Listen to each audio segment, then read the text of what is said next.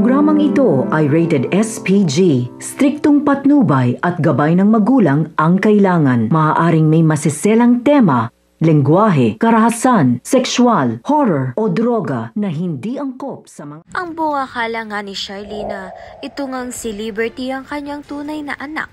Dahil nga ito ngang si Divina ay pinalabas nga na ang tunay niya ngang anak ay ito ngang si Princess. Kaya naman nga't naaapektuhan nga itong si Liberty.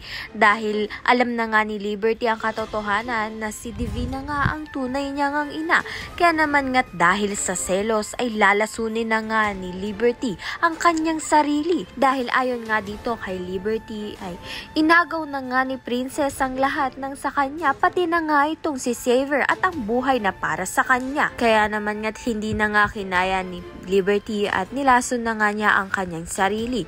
Kaya naman nga't magugulat nga ang lahat nang makita nga itong si Liberty na bumubula nga ang bibig. At dahil dito ay mag-aagawan na naman nga itong si Divina at si Charlene sa kung sino nga mag-aalaga at kung sino nga may karapatan dito nga kay Liberty. Samantalang ito nga si Princess ay busy nga makipag-date dito nga kay Xavier dahil wala naman nga siyang kaalam-alam na ito nga si Liberty ay nagsiselos nga sa kanya. Kaya naman nga't ayan na tiba pa ang dapat nating pakaabangan. Maraming salamat sa iyong panonood.